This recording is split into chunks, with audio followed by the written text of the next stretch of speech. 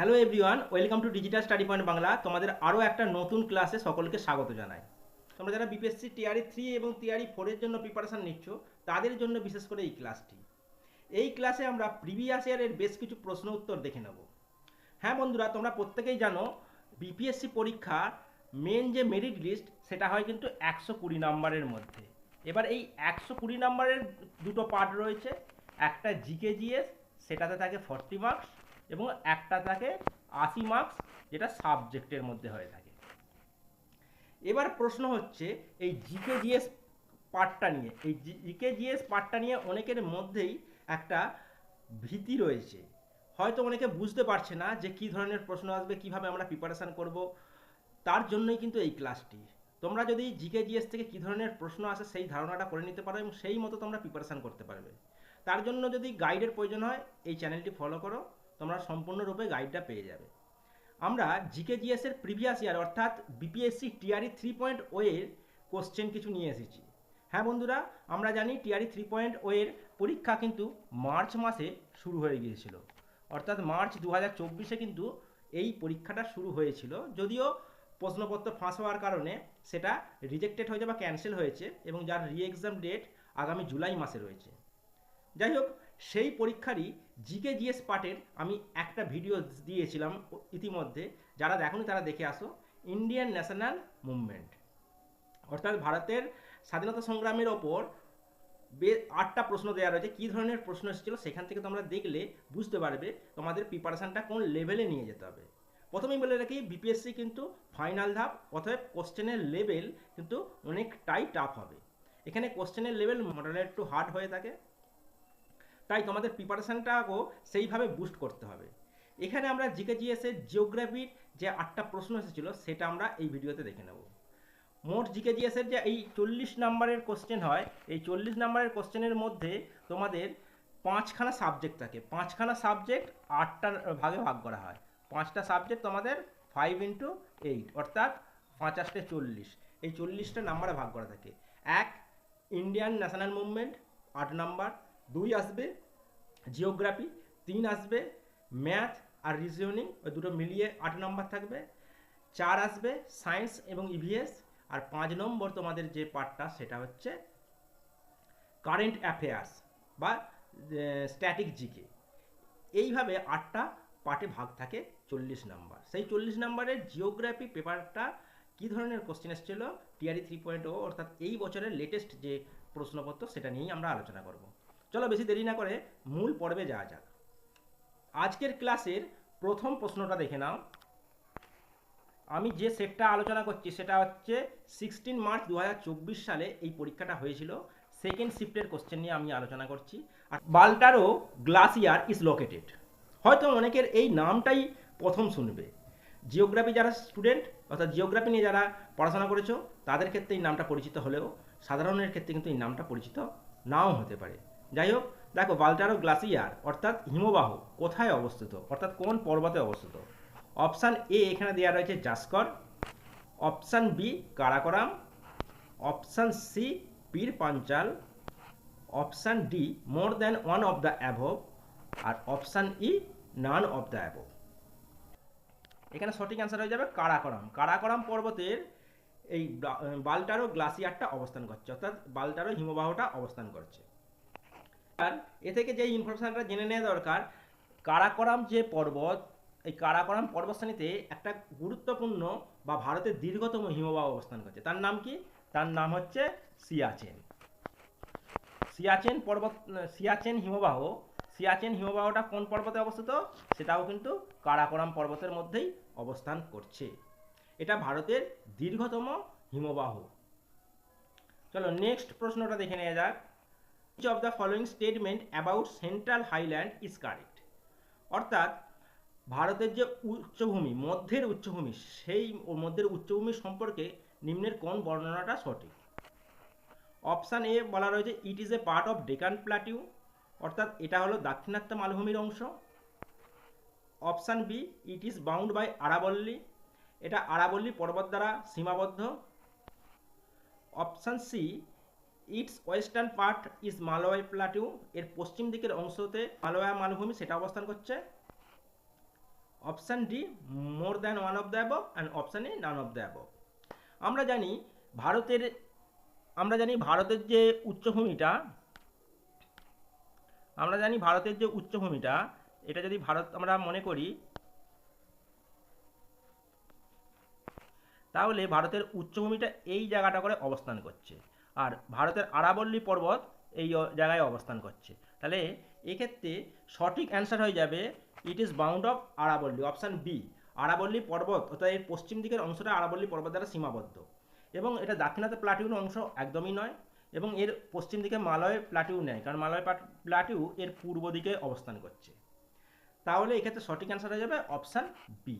তাহলে আমরা দেখতে পেলাম ভারতের ভূপ্রকৃতি থেকেই দুখানা প্রশ্ন এসেছে, এবং সেই প্রশ্নের স্ট্যান্ডার্ডটা যথেষ্ট হাই লেভেলের, মডারেট টু হাই। কারণ 3 নম্বর প্রশ্নটা দেখো, which of the following is shallow lake, নিম্নের কোনটি shallow lake? Option A eutrophic lake, option B oligotrophic lake, option C saline lake, option D more than one of the above, আর option E none of the above. এক্ষেত্রে সঠিক answer হয়ে যাবে option A. এক্ষেত্রে সঠিক answer হয়ে যাবে option A eutrophic lake. এবার ইওট্রফিক লেকটা বলে রাখি, এখানে এই লেকটার ওপরে একটা সবুজ আস্তরণ বা শ্যাওলার আস্তরণ পড়ে যায়, যেখানে তোমরা সেই অ্যালামগাম ব্লুম বলতে পারো, সেটা হয়ে থাকে। তার ফলে এই লেকে অক্সিজেনের পরিমাণ অনেকটাই কম হয়। আর অলিগোট্রফিক লেকটা অনেকটাই স্বচ্ছ জলভাগ থাকে, এতে অক্সিজেনের পরিমাণটা বেশি থাকে, জৈব পদার্থের পরিমাণ খুব কম থাকে। তা এই দুটোর মধ্যে এই পার্থক্য। তা এই ধরনের জিওগ্রাফিক্যাল টার্ম বা জিওগ্রাফিক্যাল বিষয়বস্তুটা সম্পূর্ণরূপে জানতে গেলে আমাদের এই চ্যানেলটা অবশ্যই তোমাদের সাবস্ক্রাইব করে রাখতে হবে। নেক্সট প্রশ্নটা দেখো, which one of the following biome is known as the chaparral? Chaparral নামে কোন বায়োম পরিচিত? Option A taiga, option B Mediterranean scrub forest, option C tropical savanna, আর option D more than one of the above, আর option A none of the above. এক্ষেত্রে এই প্রশ্নের সঠিক answer হয়ে যাবে অপশান বি মেডিটেরিয়ান যে ফরেস্ট রয়েছে অর্থাৎ ভূমধ্যসাগরীয় জঙ্গল, সেই ভূমধ্যসাগরীয় জঙ্গলের বায়োমটা চাপরাল নামে পরিচিত। 5 নম্বর প্রশ্নটা দেখো, এখানে একটা লিস্ট দেওয়া হয়েছে, লিস্ট 1-এর সাথে লিস্ট 2 মেলাতে বলা হয়েছে। 1টা দেখো, লিস্ট ওয়ানে লোকাল উইন্ডগুলো দেওয়া রয়েছে। অপশান এ রয়েছে ফন, অপশান বি রয়েছে চিনুক, অপশান সি রয়েছে মিস্টাল, আর অপশান ডি রয়েছে ভ্যালি ব্রিজ মানে উপত্যকার বায়ু। এবার ডান দিকে অর্থাৎ লিস্ট 2-এ দেওয়া রয়েছে এদের নেচারটা। তাহলে আমরা মিলিয়ে নিই, চিনুক হয়ে যাবে স্নো এটার, অর্থাৎ তুষারভক্ষক বায়ু নামে চিনুক পরিচিত, আমরা সকলেই জানি। তাহলে এখানে বি হয়ে যাবে 3-এর দাগেরটায়। এবং 4-এর দাগেরটা হট লোকাল উইন্ড কোনটা? হট লোকাল উইন্ড হচ্ছে ফোন, তাহলে এ হয়ে যাবে 4-এর দাগেরটা। এবং কোল্ড লোকাল উইন্ড অর্থাৎ ঠান্ডা বায়ু কোনটা? মিস্ট্রাল ঠান্ডা বায়ু, আমরা সকলেই জানি, সি হয়ে যাবে 2 নম্বরেরটা। আর এবং 1 নম্বরেরটা হয়ে যাবে ভ্যালি ব্রিজ অর্থাৎ এ ডি। তাহলে এক্ষেত্রে আমরা অপশানে চলে যাব। অপশানটা দেখো, অপশানে দাগ নম্বরগুলো মিলছে। এখানে যদি আমরা দেখি অপশান সি হয়ে যাবে সঠিক অ্যান্সার, কারণ এ এর দাগে 4 নম্বর, দেখো আমাদের এ এর দাগে 4 নম্বর হচ্ছে, বি এর দাগে 3 নম্বর, বি এর দাগে 3 নম্বর, এইভাবে অপশান সি হয়ে যাবে এই প্রশ্নের সঠিক অ্যান্সার। নেক্সট কোশ্চেনটা দেখো, tuff is related to, tuff কি? টাফ কিসের সাথে সম্পর্কিত? এক volcanic ash, option B sedimentary layer, option C transportation by running water, option D more than one of the above, and option E none of the above. তাহলে এক্ষেত্রে সঠিক answer হয়ে যাবে টাফ বলতে কি বোঝানো হয়? ভলকানিক অ্যাশ, ভলকানিক অ্যাশকে টাফ বলা হয়। তাহলে অপশান এ হয়ে যাবে এই প্রশ্নের সঠিক অ্যান্সার। নেক্সট দেখো, স্কোয়াটার সেটেলমেন্ট অর্থাৎ বিক্ষিপ্ত যে জনবসতি আর নন অ্যাস, সেটা কি নামে পরিচিত? Option A sequel land, option B sandy town মানে ঝুবড়ি যে বস্তি, অপশান সি ইনফর্মাল সেটেলমেন্ট বিক্ষিপ্ত যে settlement, option D more than one of the above, আর option E none of the above.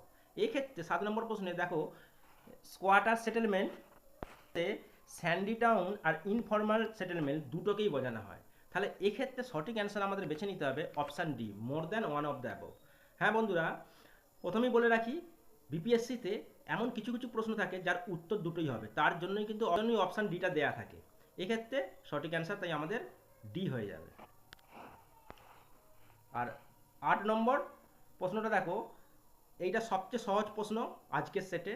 Xerophyte are found in which of the following forest. এটা প্রত্যেকেই পারবে। জেরোফাইট কোন জঙ্গলকে বলা হয় বা কোন জঙ্গলে দেখা যায়? Option A mountain forest, option B moist deciduous forest অর্থাৎ আর্দ্র পর্ণমোচী জঙ্গল, অপশান সি ডেজার্ট ফরেস্ট অর্থাৎ মরু অঞ্চলের যে জঙ্গল, আর option D more than one of the above, and option E none of the above. Xerophyte আমরা জানি মরু অঞ্চলের উদ্ভিদকে বলা হয়, তাহলে এক্ষেত্রে সঠিক অ্যান্সার হয়ে যাবে অপশান সি। তাহলে এই ছিল জিকেজিএসের থেকে 8টা জিওগ্রাফির ওপরে কোশ্চেন। তাহলে তোমরা দেখতে পাচ্ছ এখানে কিন্তু মডারেট টু হার্ড লেভেলের কোশ্চেন আসছে। যথাযথভাবে ঠিকঠাক করে প্রিপারেশান না নিলে এবং সিলেবাস ভিত্তিক পড়াশোনা না করলে কিন্তু তোমরা এই কোশ্চেনগুলো কিছুতেই অ্যাটেম্প্ট করতে পারবে না। এবারে কম্পিটিশানটা অনেকটাই হাই, তাই প্রিপারেশানটাও তোমাদের সেইভাবে করতে হবে সফল হতে গেলে। পরবর্তীতে আমরা এর ম্যাথ কীরকম কোশ্চেন এসছে, সায়েন্সের ওপর কীরকম কোশ্চেন এসছে এবং কারেন্ট অ্যাফেয়ার্সের ওপরই কীভাবে রকম কোশ্চেন আসছে বা কী ধরনের প্রশ্ন আসছে সেইটা নিয়ে আমরা একের পর এক ভিডিও দিতে থাকবো। ভিডিও ক্লাসের মাধ্যমে তোমাদের যদি একটু হেল্প হয়ে থাকে তাহলে অবশ্যই ভিডিওটা লাইক এবং শেয়ার করে দিও, এবং চ্যানেলে নতুন হয়ে থাকলে অবশ্যই চ্যানেলটি সাবস্ক্রাইব করে পাশে থেকো। থ্যাংক ইউ, দেখা হচ্ছে পরবর্তী ক্লাসে।